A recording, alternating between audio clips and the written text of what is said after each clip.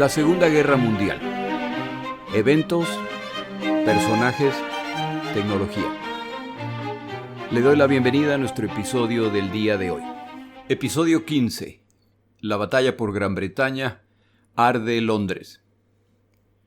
A partir de mediados de agosto de 1940, Goering ordena que para incrementar la presión sobre los británicos se inicien bombardeos vespertinos a objetivos militares y zonas industriales. En este momento de la Segunda Guerra Mundial, el desarrollo del radar no ha alcanzado la miniaturización requerida para ser instalado en aviones.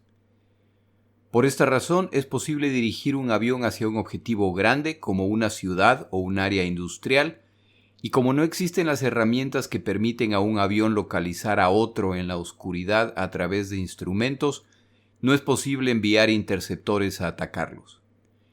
En ataques diurnos, los pilotos pueden ubicarse utilizando puntos de referencia, montañas, ríos, incluso edificios o plazas. El problema es que al atacar durante el día son susceptibles a ataques de cazas o del fuego antiaéreo. Al atacar en la noche, la precisión del fuego antiaéreo es limitada, y este continuará siendo el caso hasta que se desarrollan baterías antiaéreas dirigidas por radar, lo que les permitirá determinar automáticamente la altura, dirección, velocidad y el número de aviones atacantes. Hasta que esto ocurra, el fuego antiaéreo se dirigirá utilizando instrumentos ópticos manuales y las potentes luces para identificar aviones. Estas luces, sin embargo, perdían su efectividad muy por debajo de la altura a la que volaban los bombarderos, por lo que eran más un instrumento de consuelo a los atacados que un arma efectiva contra los bombarderos. Los cazas no son de utilidad en la noche. El radar de tierra les puede decir dónde se encuentran los bombarderos, pero es muy difícil encontrarlos.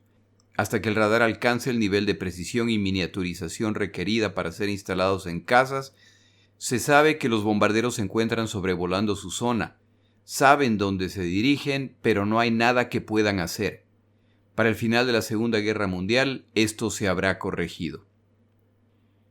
El 24 de agosto de 1940, una flota de bombarderos alemanes se desorienta y al decidir que han fallado en su misión, deciden lanzar sus bombas sobre una zona urbana que ven al girar de regreso a su base. Los bombarderos ignoran que en ese momento sobrevolaban Londres. Sin saberlo y sin autorización, acaba de bombardear la capital británica. Este acto enfurece a Hitler y le abre una puerta a Churchill. Entre la Primera y la Segunda Guerra Mundial, se firmó un convenio entre naciones en que se acordaba que aún en casos de guerra estaba prohibido atacar zonas urbanas y mucho menos con el fin de aterrorizar a la población. Hasta el momento, los dos lados han respetado el acuerdo. Aunque los británicos han bombardeado Alemania periódicamente aún antes de que Churchill sea nombrado primer ministro, atacan zonas industriales de importancia militar. Hitler y su ministro de propaganda, Goebbels, acusan a los británicos de ataques terroristas contra civiles. Esta decisión de que no se puede atacar zonas civiles muestra la hipocresía de la comunidad internacional y de los combatientes. Durante la invasión alemana de Holanda, Róterdam fue bombardeada y cerca de 1,000 personas murieron. Si este ejemplo fuera poco, en septiembre del año previo, los alemanes devastaron Varsovia a través de ataques aéreos y de artillería. Es decir, que este acuerdo, como tantos otros, existe solamente mientras les convenga a los combatientes. Lo sabe Hitler y lo sabe Churchill. De hecho, Hitler ha dejado en claro que él se reserva el derecho a decidir cuándo empezarán los bombardeos sobre la capital británica. Churchill, el político, no puede aparecer como el agresor brutal. Ese es el papel de Hitler. En el episodio anterior hacíamos referencia a las palabras de Churchill, que refiriéndose a las tripulaciones de bombardeos diurnos decía que era necesario por lo pronto refrenarlos. El ataque a Londres cambia esto. Aunque fue un accidente, Churchill o no lo sabe, o si se enteró a través de Ultra, no lo admitirá. La excusa que necesitaba para empezar el ataque a ciudades alemanas se la acaban de entregar unos cuantos aviadores despistados. Churchill no vacila al escoger el objetivo. Hitler y Goering, en su exaltación por los aparentemente interminables triunfos alemanes, que a propósito ya cumplen un año, prometen a los berlineses que nunca caerá una sola bomba sobre la capital. Goering ha ido tan lejos como afirmar que si alguna vez cae una sola bomba sobre Berlín, se cambiará el nombre. Berlín está ubicada casi al límite del rango de los bombarderos británicos, pero eso no importa. Es necesario mandar un mensaje claro a los alemanes. El 25 de agosto, 80 bombarderos Wellington y Hampdens atacan Berlín en un ataque nocturno. El daño material causado es en realidad insignificante, pero el daño a la moral es significativo. Es obvio que los berlineses le creyeron a Goering cuando hizo su promesa. Esta es una afrenta directa al orgullo de Goering y de Hitler. Por si fuera poco, la siguiente noche Berlín es bombardeada nuevamente, al igual que la siguiente y la siguiente. Churchill los está provocando y Hitler decide que es hora de vengarse. El magnánimo Hitler, que se reservaba el derecho a iniciar los ataques a Londres, ha perdido la iniciativa al adelantársele Churchill. El 4 de septiembre, Hitler, durante un discurso, decide comunicar a los alemanes y de hecho al mundo su decisión respecto a los eventos recientes. En cierto momento afirma: «Es maravilloso ver a nuestra nación en guerra. Es un estado de disciplina completa. Esto es exactamente lo que estamos experimentando en este momento, mientras el señor Churchill lanza sus ataques aéreos nocturnos. No está haciendo esto porque estos ataques aéreos podrían ser particularmente efectivos, sino porque su fuerza aérea no puede volar sobre el territorio alemán a la luz del día. Mientras que los aviadores y los aviones alemanes vuelan sobre suelo inglés a diario, apenas algún escuadrón inglés cruza el Mar del Norte durante el día.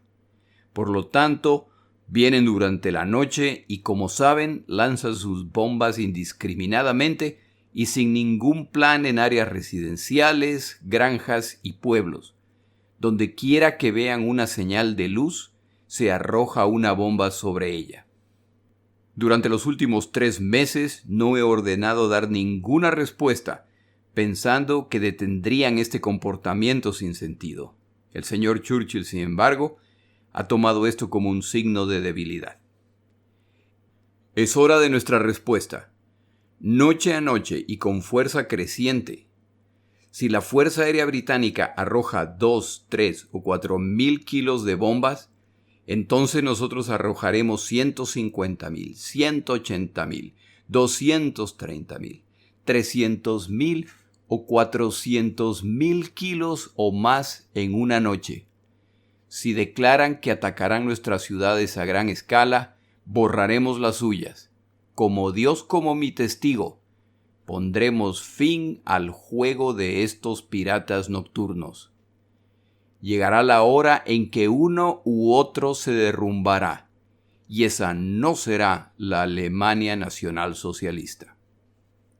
Videos del evento muestran que varias veces Hitler tuvo que pedir a los presentes que se calmaran, ya que no podía continuar debido a los vítores y la celebración. El pueblo alemán, que acudía por decenas de miles a los discursos de su líder, celebra la declaración de que destruirá completamente ciudades británicas. Goering, que sabe que su jefe no es el tipo de persona a la cual contradecir e ignorante de la desesperada situación británica, sigue las instrucciones y ordena a sus comandantes que se dé prioridad absoluta al bombardeo de Londres. Sperler, uno de sus comandantes de las flotas aéreas alemanas atacando a Gran Bretaña, objeta este cambio de estrategia. Los británicos todavía no están derrotados y el cambio de estrategia asume que lo están y que tendrán vía libre a Londres. Aun si se asume que los puestos de comando y pistas al sur de Londres serán destruidos como parte de esta operación, todo lo que los británicos tienen que hacer es mover su aviación a bases al otro lado de Londres y despegar desde ahí. Si se suma a esto que, dado el rango de los cazas Bf-109, cuando lleguen a Londres contarán con unos pocos minutos para combatir y luego tendrán que retirarse. Los bombarderos atacarán y regresarán a Francia sin la protección de casas de combate. Es muy difícil rebatir el análisis de Sperling, pero aquí no se trata de lógica, sino de hacer lo que dice el jefe. Por otro lado, uno de los subordinados de Kesselring, Adolf Galland, tiene una opinión distinta. Su gran queja a través de esta campaña ha sido la falta de ataques masivos de parte de los británicos. Salen a enfrentar las grandes formaciones alemanas en pequeños grupos, lo que impide destruirlos en masa.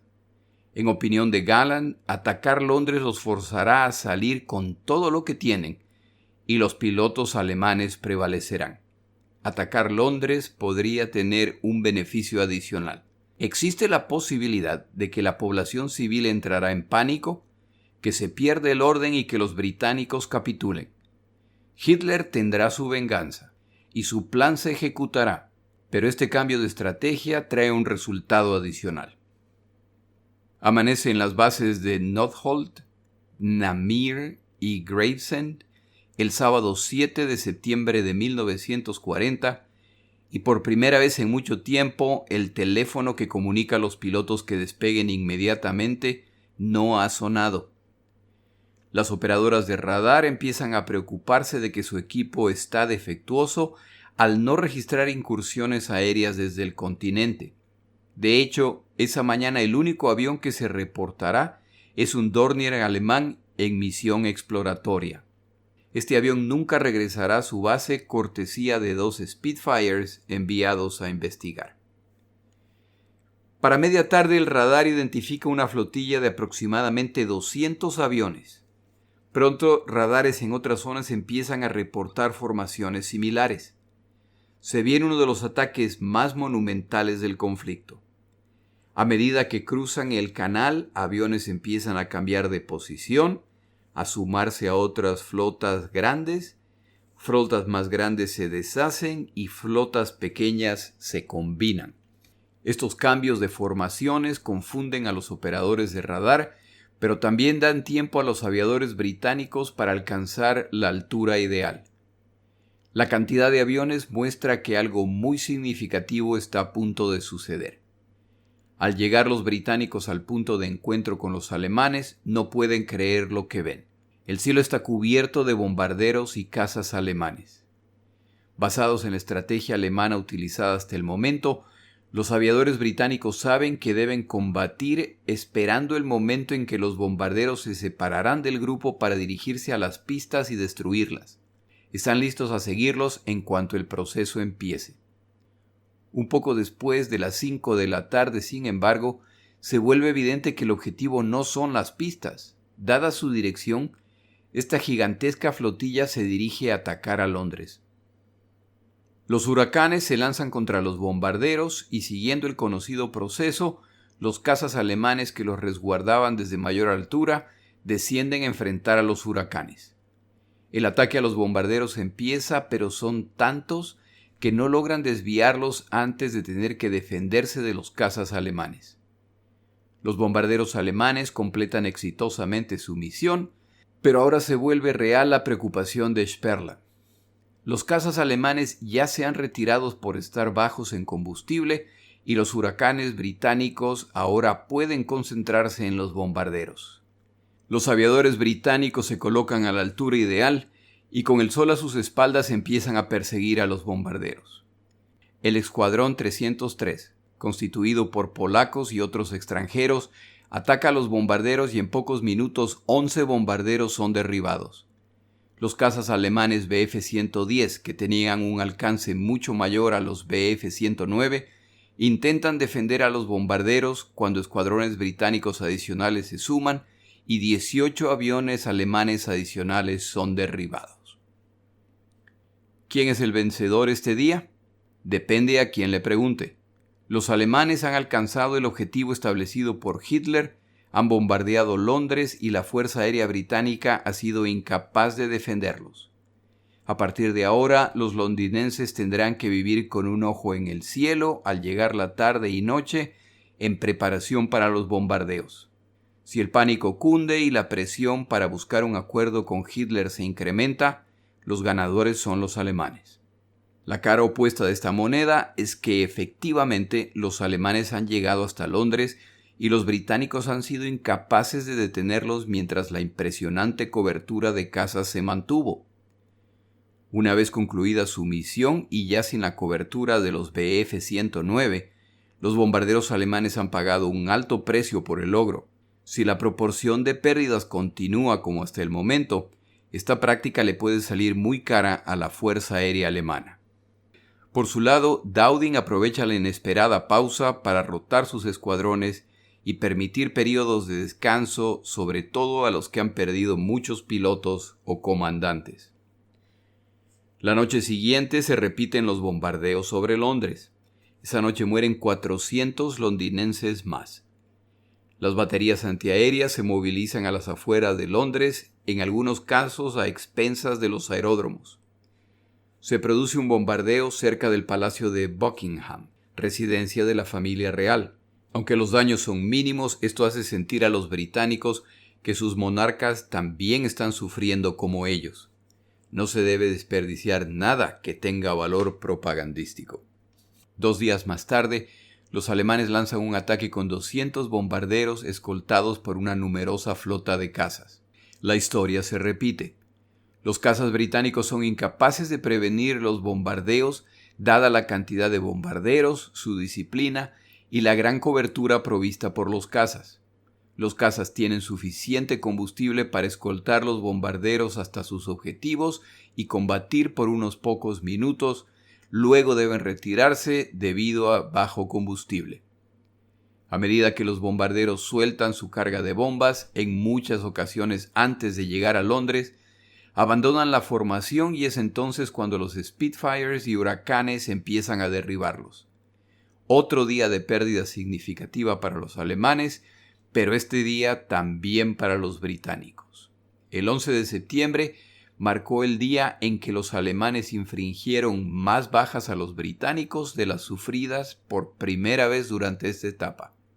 Es decir, el resultado final no está garantizado. El 12 y 13 de septiembre son días nublados, por lo que no se producen sino un par de bombardeos individuales, lo que da un merecido descanso a los dos lados.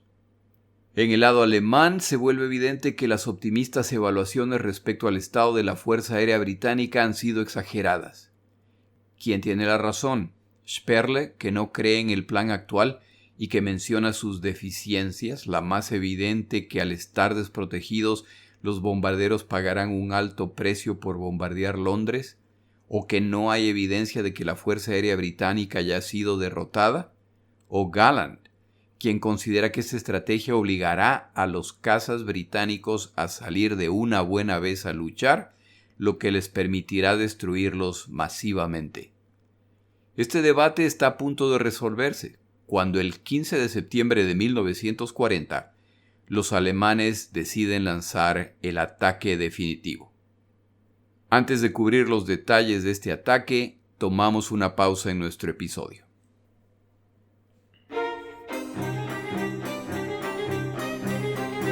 Palabras de Churchill.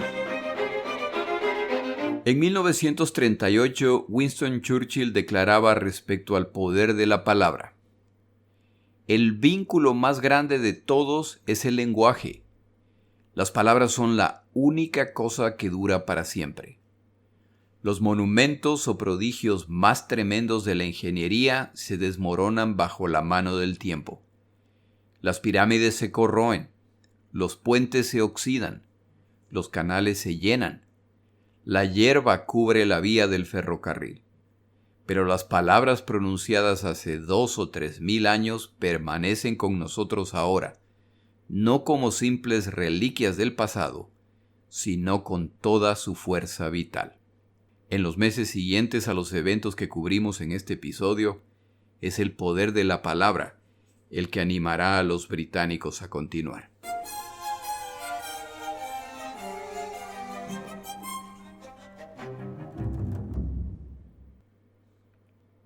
...15 de septiembre de 1940. Winston Churchill y su esposa deciden visitar el centro de comando del sector 11 de defensa el que será el centro de la acción este día.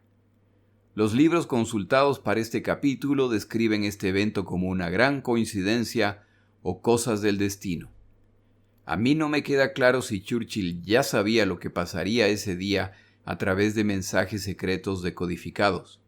Lo cierto es que se encuentra en el lugar correcto en un día histórico.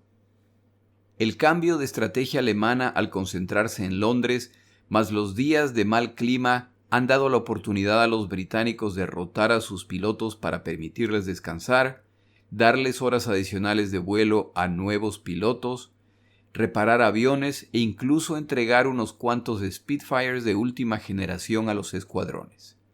Reparar las pistas y adaptar sus tácticas vista la nueva realidad.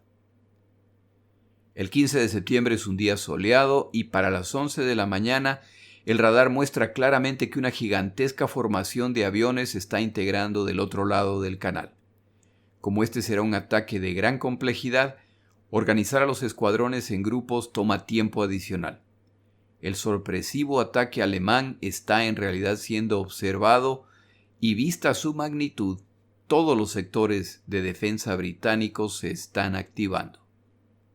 Para cuando los aviones alemanes finalmente cruzan el canal, cazas británicos ya han sido despachados para que se ubiquen a la altura ideal para recibirlos.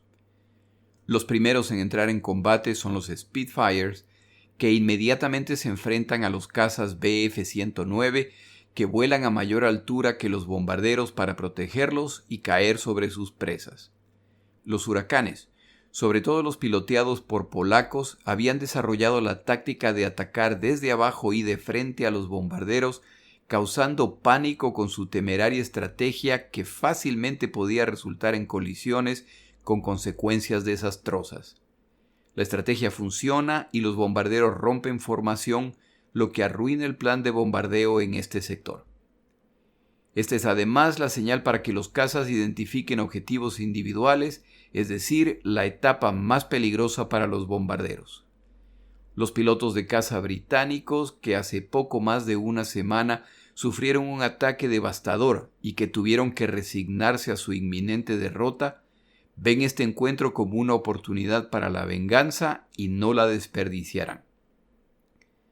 La batalla matutina se salda con un significativo número de bombarderos y cazas alemanes derribados. Para las 2 de la tarde, el radar nuevamente muestra aviones agrupándose en el continente. Para sorpresa de las operadoras, esta vez el grupo parece ser aún mayor.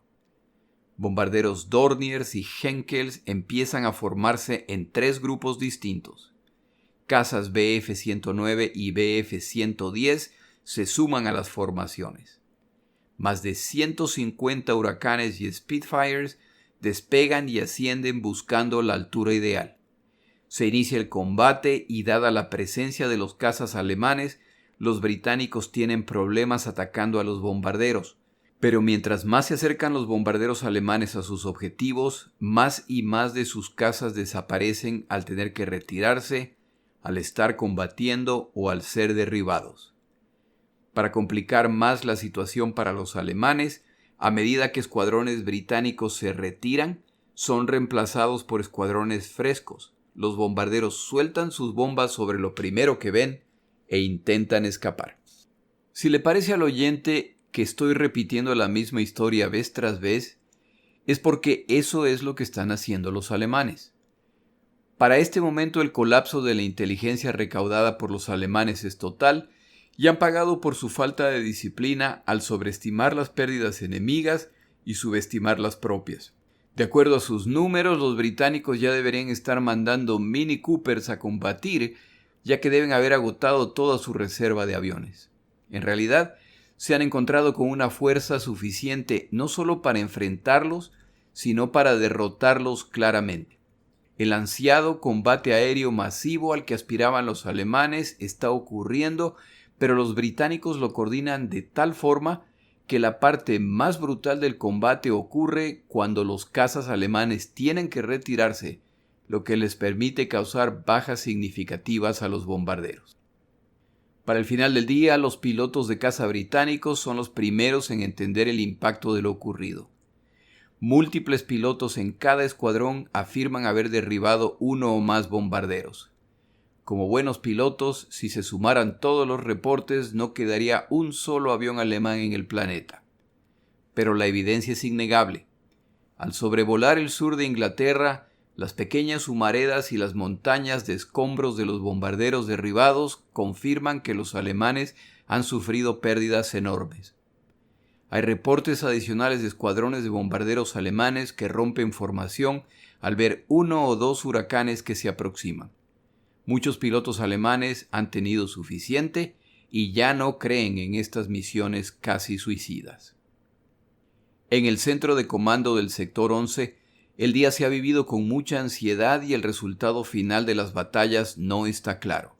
Churchill observa la evolución del combate en los grandes mapas en los que los marcadores indican las flotas amigas y enemigas, su movimiento, además de las luces que mostraban el estatus de los escuadrones británicos, combatiendo, en tierra, listo para despegar. A medida que las luces que indican que escuadrones británicos están combatiendo se multiplican, Churchill, que ha permanecido en silencio hasta el momento, pregunta: ¿qué reservas nos quedan? La respuesta: ninguna. Solo al final del día, luego de regresar a su casa, Churchill recibirá el balance oficial del combate. Los combatientes británicos han derribado 183 bombarderos alemanes a un costo de menos de 40 cazas británicos. Al final se determinará que el número de aviones alemanes derribados es en realidad una tercera parte de lo reportado. Los alemanes también aplicarán tablas de multiplicar al reportar las pérdidas británicas, pero el resultado de la batalla es indiscutible. Los bombardeos y el combate sobre Londres no se suspenden inmediatamente. Continuarán los combates diarios, pero la cantidad e intensidad del 15 de septiembre no se repetirá. Los alemanes siguen sufriendo pérdidas significativas, pero a menor escala al enviar grupos más pequeños. Hay días que los británicos pierden más aviones que los alemanes. Los británicos cada año celebran el 15 de septiembre como el día de la batalla de Gran Bretaña, el día en que los alemanes fueron derrotados en el aire. Hitler ha tenido la satisfacción de devolver golpe por golpe a Churchill.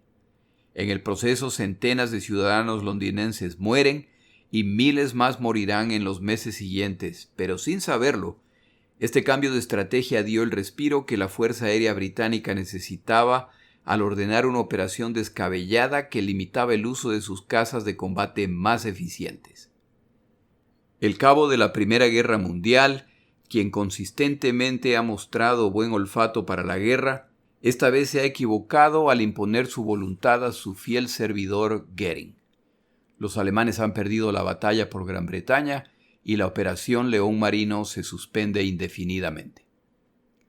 Sin embargo, existe una forma muy sencilla de continuar la operación de ataque a Gran Bretaña minimizando las pérdidas alemanas. Los británicos no tendrán tiempo de celebrar su victoria, ya que los muertos empezarán a sumarse por centenas o miles cada noche. Antes de terminar este episodio, es importante reconocer a un grupo de los muchos héroes de la batalla por Gran Bretaña. En los combates sobre Inglaterra participaron individuos de muchas nacionalidades: Australia, Nueva Zelanda, Sudáfrica, Canadá, Rodesia, Polonia, Checoslovaquia, Bélgica, los Estados Unidos de América y Francia serán representadas. Tal como en Finlandia el año pasado, ciudadanos de distintas nacionalidades viajan a Gran Bretaña con la intención de sumarse a los defensores. Sus razones eran distintas. Había soñadores que deseaban pelear del lado del bien. Había ciudadanos de los territorios del Imperio Británico que querían luchar por la madre patria, y había aquellos que tuvieron que abandonar sus naciones invadidas y querían venganza y la oportunidad de luchar por el honor de la nación caída. En este conflicto se destacarán particularmente polacos y checoslovacos que escaparon cuando los alemanes invadieron sus naciones.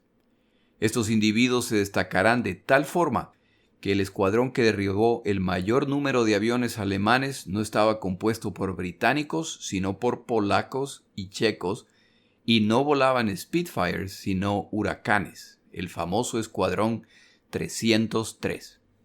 En mi página de Twitter y ahora en Facebook compartí un par de documentales sobre la batalla de Inglaterra. En los dos documentales aparecen pilotos británicos que se refieren a los polacos y checoslovacos cuando afirman: nosotros peleábamos por Gran Bretaña y lo veíamos como nuestro trabajo. Pero ellos, los polacos y los checoslovacos, peleaban como poseídos. Su odio por los alemanes era palpable y disfrutaban matándolos hasta el punto de la temeridad.